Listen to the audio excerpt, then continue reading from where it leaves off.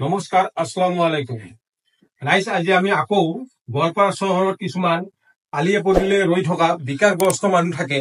তো তেওঁলোকে যিয়ে নেকি এসাঁজ এমুঠি দুপৰীয়াৰ আহাৰ বিচাৰি বিচাৰি তেওঁলোকে হাবাথুৰি খায়। তো তেওঁলোকৰ কাৰণে আমি চিন্তা কৰি আজি দুপৰীয়াৰ আহাৰটো আমাৰ চেনেলৰ জৰিয়তে আমি দিব বিচাৰিছোঁ। তো আপোনালোকে চাইছে যে আমাৰ এই পেকেটিং হৈ আছে।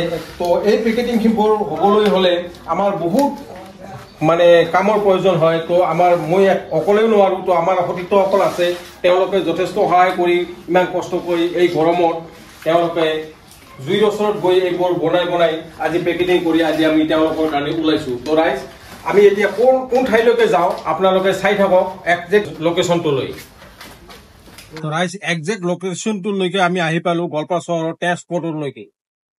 ট্ৰেন্সপৰ্টত আমি সন্মুখতে আপোনালোকে দেখিছে যে একজন বিকাৰগ্ৰস্ত মানুহ, শাৰীৰিকভাৱে অসুস্থ।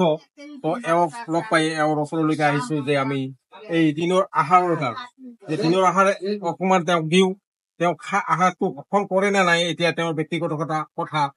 তো আপোনাৰ কাৰণে অকণমান খোৱা আনিছো। দুপৰীয়া খাইছে নেকি? খোৱা নাই? আমি আপোনাৰ কাৰণে অকণমান খোৱা আনিছো, খাব? ঠিক আছে।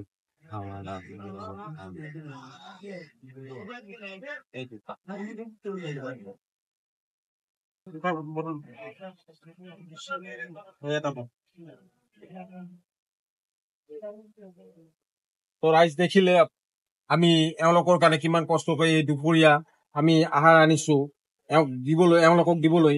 তো ৰাইজ, আপোনালোকে দেখিছে যে আমাৰ কিছু সময় আগতে আমি 40 জন মানুহৰ কাৰণে আমি একেলগে খোৱা যোগান ধৰিছো। কিন্তু আমি এয়া প্ৰথমবাৰৰ বাবে এওঁলোকক দুজনক লগ পাইছো। এই এজন আইতা আছে, তো এওঁক আমি ইতিমধ্যে দিছোৱে। তো আমাৰ এই 40 জন মানুহৰ ভিডিঅ'টো আমি দেখুৱাবলৈ নোৱাৰিম, কাৰণ এই কাৰণে ভিডিঅ'টো বহুত ডাঙৰ হৈ যাব। গতিকে সৰুকৈ এইটো প্ৰথম ভিডিঅ' এইটো দেখুৱাইছো।